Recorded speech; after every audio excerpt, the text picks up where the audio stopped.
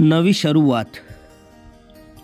જિંદગીની નવી શરૂઆત ક્યાંથી કરવી? શરૂઆતની અંદર શું કરવું અને જીવનની અંદર શું શરૂઆત કરવી? શરૂઆતમાં શું શું કરવું? જીવનની અંદર ધ્યેય નક્કી કરવું, ધ્યેય નક્કી કર્યા પછી તેના પર કામ કરવું. દોસ્તો, અલગ અલગ ટોપિક અને અલગ અલગ વિચારો અને અલગ અલગ શબ્દોથી એક નવો વિડીયો લઈને આવ્યો છું. તો વિડીયોને પૂરો માનજો. આજનો વિડીયો છે મારો નવી શરૂઆત. દોસ્તો, નવી શરૂઆત મારો કહેવાનો મિનિંગ એ છે કે નવી શરૂઆતની અંદર તમે જીવનની અંદર નવી શરૂઆત કેવી રીતના કરશો અને ક્યાંથી કરશો, અને શરૂઆતની અંદર શું શું કરશો તો તમને એક રસ્તો મળશે, અને કયા રસ્તા પર તમારે કામ કરવું છે, તમારું ધ્યેય શું છે અને તમે જીવનની અંદર શું કરવાના છો, એના વિશે વિડીયો છે. તો શરૂ કરીએ કે જીવનની અંદર પહેલી આપણે કંઈ બી કામ કરીએ તો એના માટે આપણે ધ્યેય નક્કી કરવાનું હોય છે. ધ્યેય નક્કી કર્યા પછી તમે જે ધ્યેય નક્કી કર્યું છે કે તમે કોઈ ખેલાડી બનવાના છો, કોઈ યુટ્યુબર બનવાના છો કે કોઈ ગવર્મેન્ટ એમ્પ્લોયર બનવાના છો, તો એના પર તમારે નક્કી કરવાનું હોય છે કે મારે કયા ટૉપિક પર કામ કરવું છે. મારું ધ્યેય છે, મારું જે ધ્યેય પ્રમાણે મારે કામ કરવાનું છે તો એ ધ્યેય નક્કી કર્યા પછી આપણે એના પર કામ કરવાનું હોય છે. દોસ્તો, કામ એવી રીતના કરવાનું હોય છે ને કે એની અંદર આપણને ઘણી બધી અડચણો પણ આવવાની છે, અસફળતા પણ મળવાની છે. આપણને ડાયરેક્ટલી કે તરત સફળતા નથી મળી જવાની. તો એના પર આપણે વિચાર કરી જે ધ્યેય નક્કી કર્યું છે એના પર કામ કરવાનું છે. દોસ્તો, ધ્યેય અને કામ નક્કી કર્યા પછી આપણે તેની અંદર અડચણોને અડીશું. અડચણો એવી હોય છે કે તેની અંદર રિસ્ક પણ હોય છે, અને કહેવાય છે ને કે તમે કામ કરો છો એની પર તમને ખરાબ કોમેન્ટ અને ઘણા બધા એવા અનુભવ પણ થવાના છે. આપણને તરત કોઈ પણ રસ્તે સફળતા તો નથી મળી જવાની દોસ્તો. એના માટે આપણે મહેનત તો કરવી જ પડશે ને. કહેવાય છે ને કે આપણા કર્મો આપણને આપણો રસ્તો નક્કી કરાવતા હોય છે, અને એ કર્મ આપણે એવા કરવાના છે કે એના પર આપણને રસ્તો મળી જાય અને આપણને કાંઈ પણ અડચણ આવ્યા વગર આપણને સફળતા મળે એવી તો હોતું નથી. તો સફળ થવા માટે દોસ્તો ઘણા બધા એવા આપણને રસ્તા પાર કરવા પડે છે.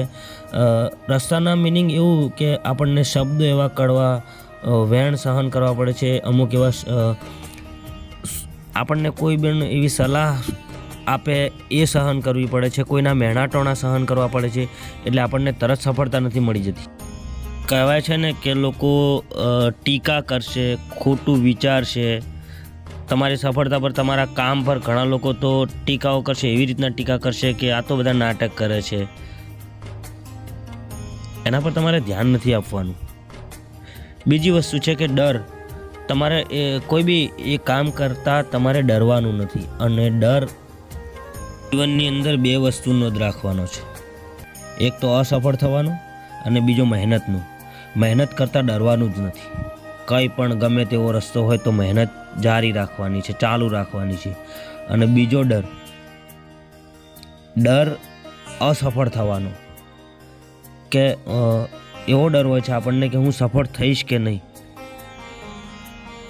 તો મગજની અંદર કે દિમાગની અંદર કે મનની અંદર એવો વિચાર ભરી દેવાનો કે હું આ વસ્તુમાંથી કેમ સફળ ના થઉં. અને એ ડર મૂકીને જો તમે મહેનત કર્યા રાખશો ને તો દોસ્તો ચોક્કસથી તમે પાસ થશો અને ચોક્કસથી તમે આગળ જશો. એટલે મહેનત ચાલુ રાખવાની છે ને મહેનત બંધ નથી કરવાની, તો તમે સફળ થશો. તમારા ધ્યેય પર એવી રીતના લાગો કે તમે જીવનની અંદર એને પાર કર્યા વગર ના મૂકો. દોસ્તો, કહેવાય છે ને કે આપણી ઉંમર હોય છે. ઉંમર એટલે કમસે કમ તમને જ્યારે તમે 17થી 18 વર્ષની ઉંમરના થાવ એટલે તમારી પર જવાબદારી જેવી વસ્તુ આવે ને તો તમને ખ્યાલ આવે કે ભાઈ જીવનની અંદર શું કરવું છે. પણ તમે તમારા લાઈફની અંદર મોજ શોખથી જો જીવશો ને તો તમને એવું જ લાગશે કે બસ આ જીવન આવી રીતના જ છે.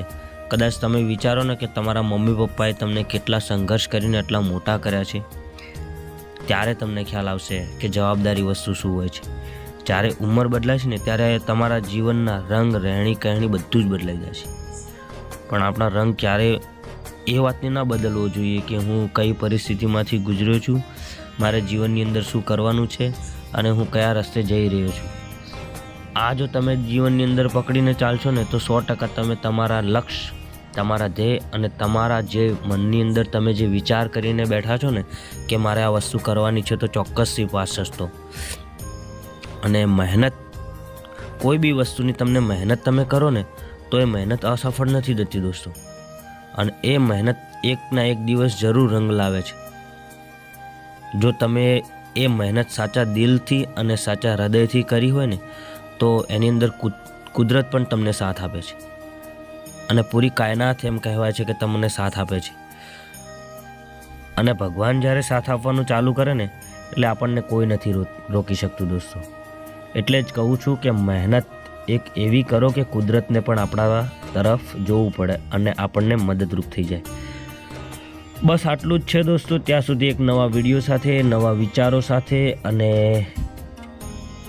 નવા એક એવા ટૉપિક સાથે ફરી મળીશું. અને જો ચેનલ પર નવા હો તો ચેનલને શેર, સબસ્ક્રાઈબ અને સપોર્ટ કરવાનું ના ભૂલતા. તો રજા લઈએ. જય માતાજી, જય શ્રી કૃષ્ણ, હર હર મહાદેવ.